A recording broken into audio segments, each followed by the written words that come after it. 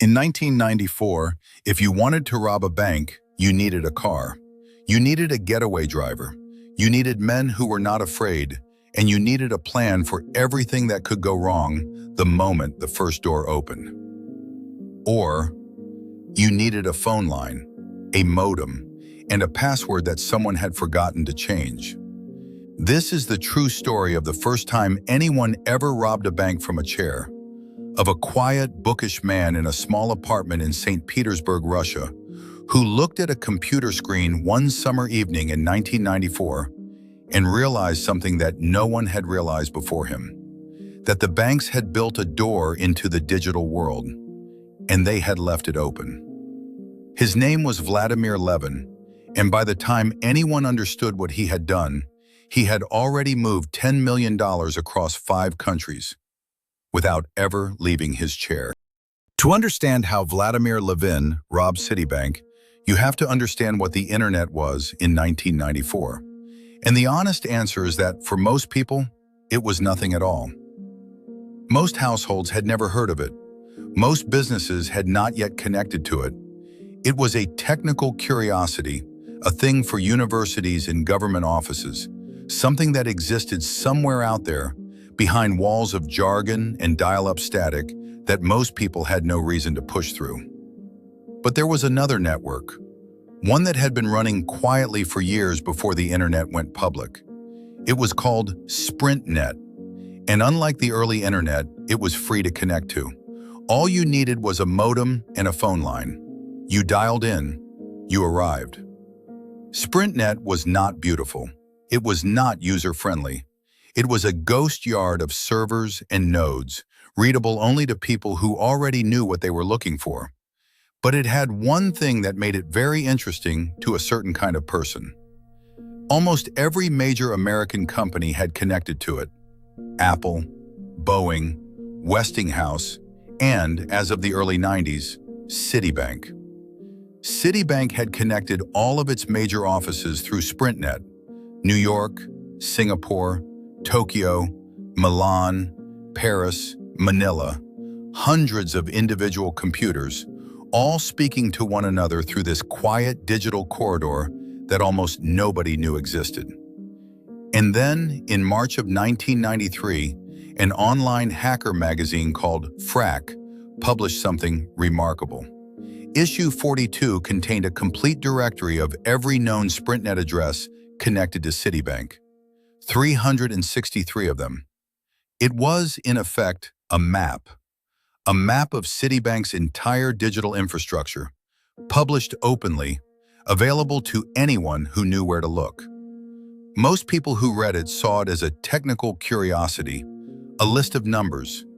2 hackers in St. Petersburg, Russia, saw something else entirely. Their names have never been fully confirmed.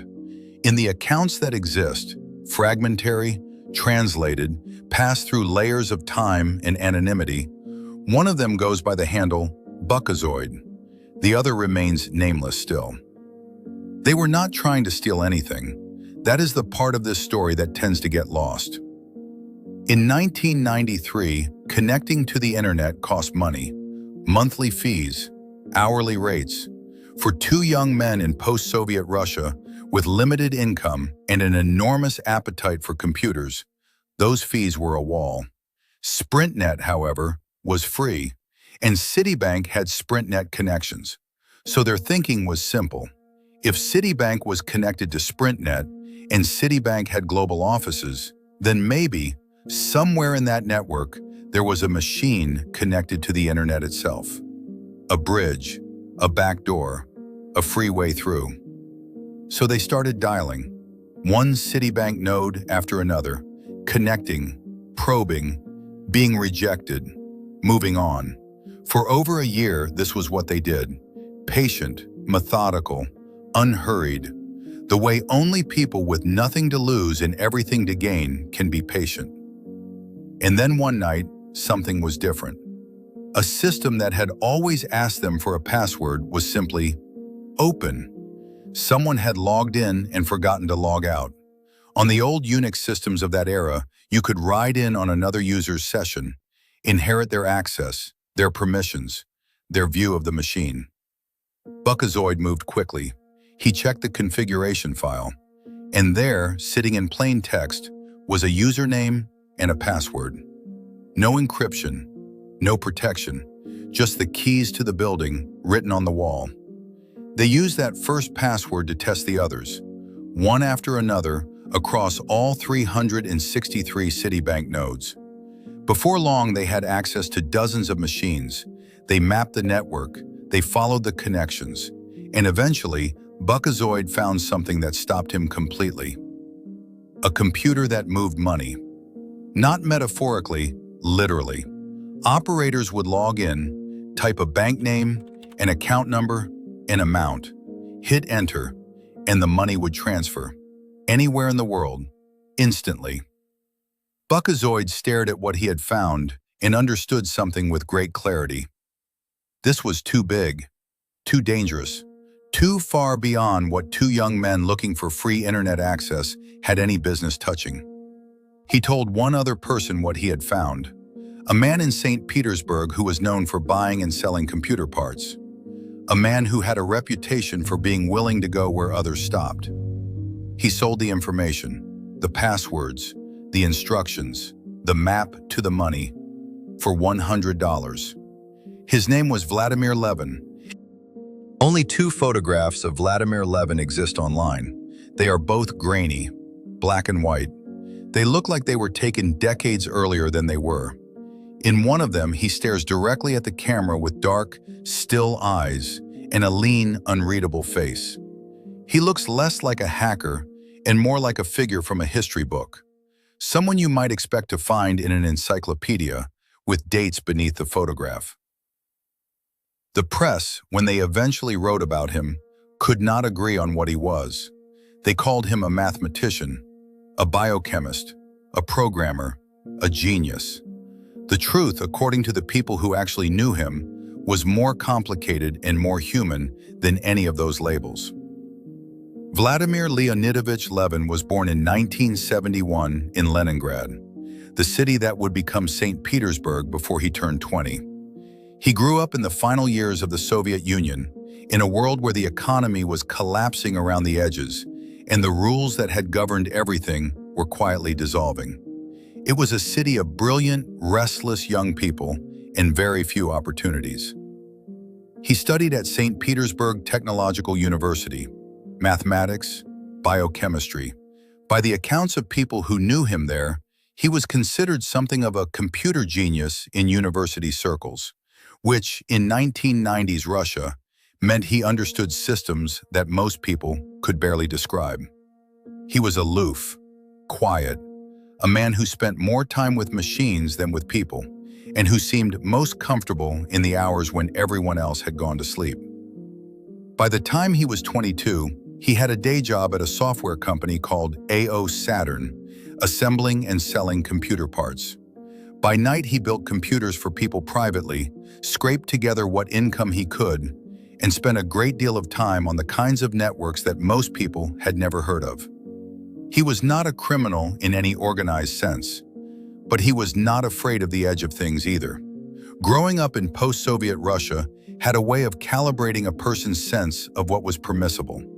The law had changed so many times in his lifetime that it had become, for many young men of his generation, less a moral guide and more a technicality.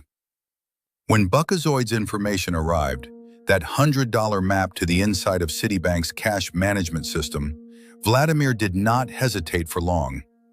He went to his office, where the good computers were. He dialed into SprintNet. He entered the credentials. He found the terminal. And the door was still open. He needed someone on the other end.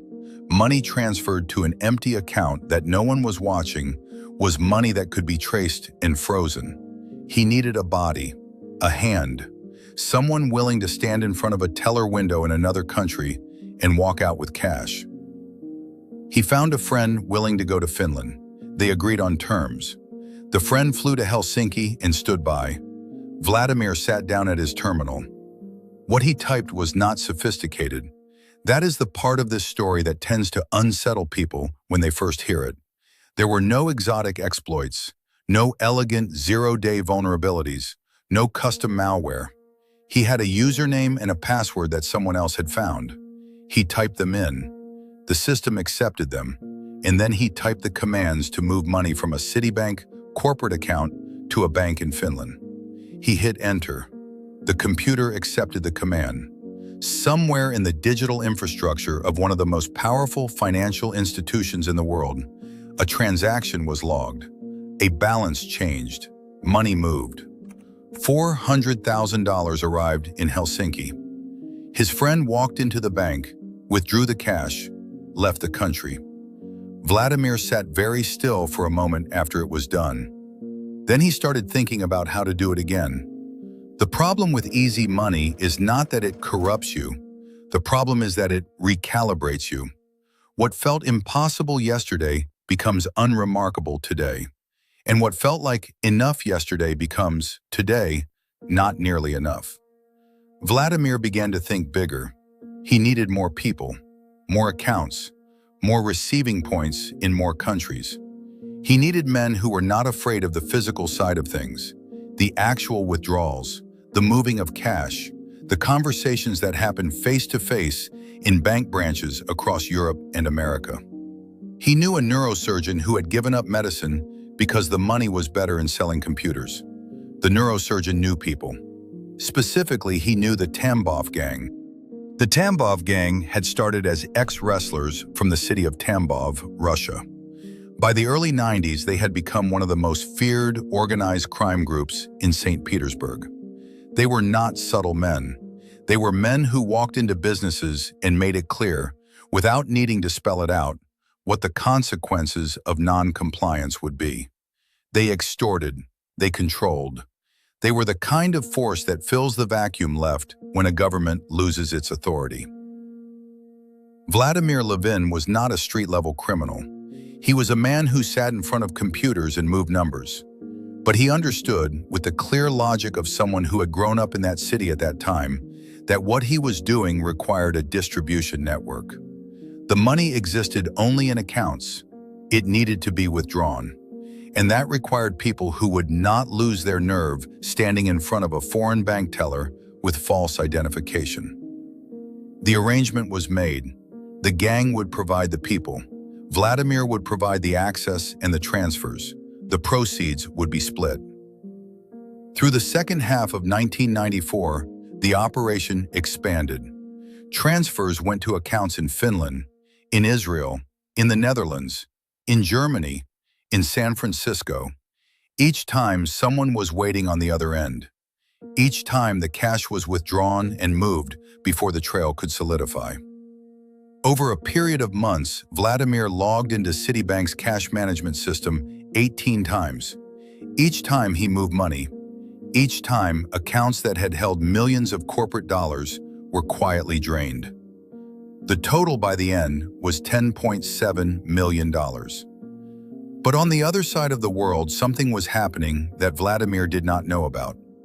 Citibank's systems logged everything, every connection, every command, every transfer. And someone in the Citibank IT department in New York had noticed that something was wrong. Before we get to what happened next, if this is the kind of story that helps you wind down at night, consider subscribing. New stories arrive every week. And drop a comment if you have a story you would like to hear. A forgotten chapter of history, a cold case, a moment that changed everything quietly and without announcement.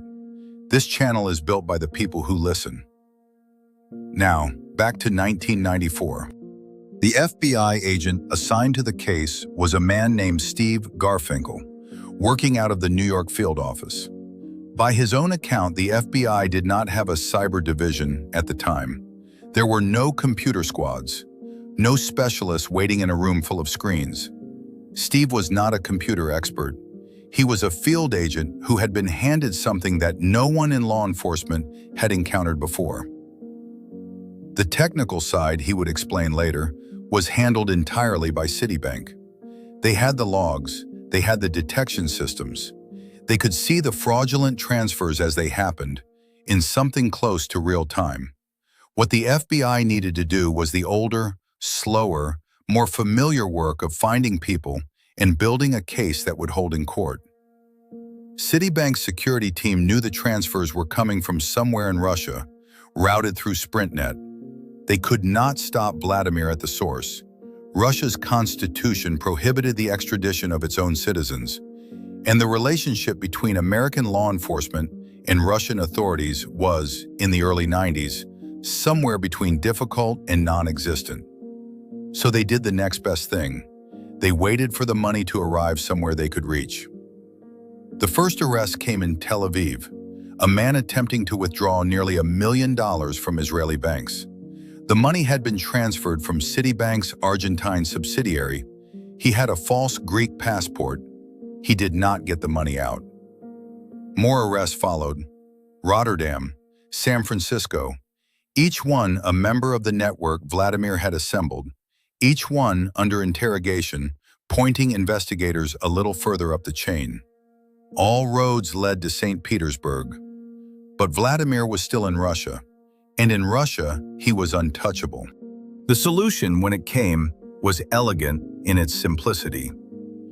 If Vladimir Levin could not be arrested in Russia, then Vladimir Levin would have to be persuaded to leave Russia. The details of exactly how this was arranged have never been fully made public.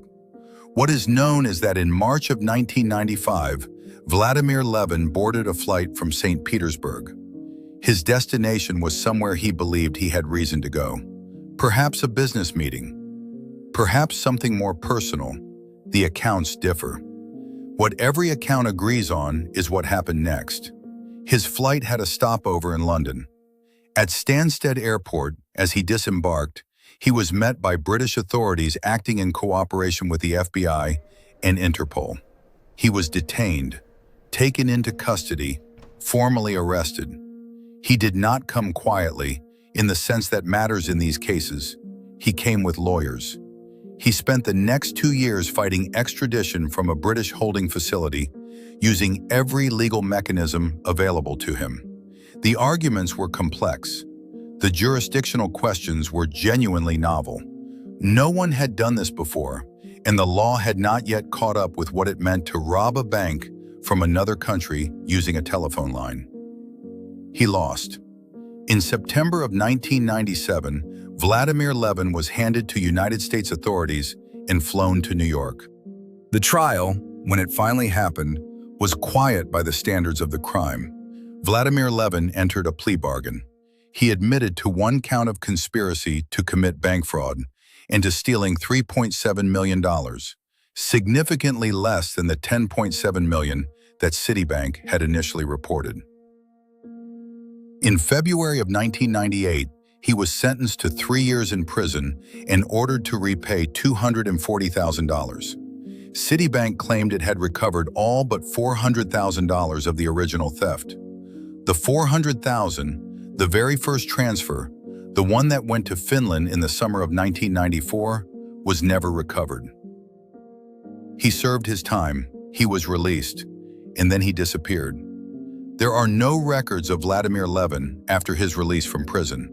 No known address, no professional history, no photographs newer than the 2 grainy black and white images that still circulate today. There are rumors, a death in Prague, an assumed identity, a quiet life somewhere outside of public view. None of them have been confirmed. But the part of this story that has always interested me most is not the arrest, or the trial, or the disappearance. It is the question that investigators and journalists and the Russian hacker community have been arguing about for 30 years. Was Vladimir Levin actually the one who figured it out? Because the people who were there, the hackers who actually found their way into Citibank's network, who spent over a year mapping those 363 nodes, who discovered the money transfer terminal and understood what it was, those people say something different.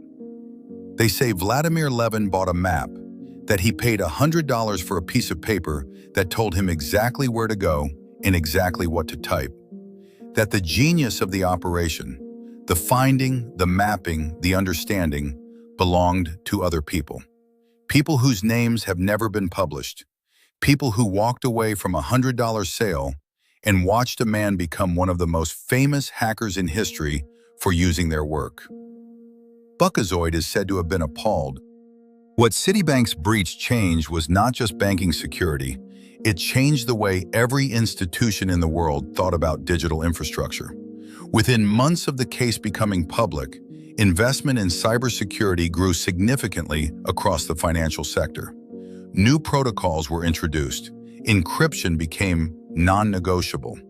The idea that a system connected to a phone line was a system that could be reached by anyone, anywhere, was no longer theoretical. Vladimir Levin became a legend. His name appears on every list of the greatest hackers who ever lived. He is described as brilliant, as visionary, as the man who proved that the digital age had changed crime forever. And maybe that is true. Maybe the act of recognizing the value of what someone else had found and being willing to use it is its own kind of intelligence. Maybe courage or recklessness, depending on where you stand, is a form of genius in its own right. But somewhere, if the accounts are to be believed, there are people who know the full story. People who sat in front of those machines for over a year, patient and curious and unbothered by reward, and discovered something that changed the world, and sold it for $100 to a man who put his name on it forever. History is like that sometimes. The credit goes to the person who acted. The people who made the action possible become footnotes, or nothing at all. That was the story of Vladimir Levin, and whoever it was who really opened the door. If you made it this far tonight, thank you. Subscribe if you would like more stories like this one. New ones every week. And leave a comment, a story you have always wanted to hear told slowly, at night, with nowhere to be. This channel belongs to the people who listen. Sleep well.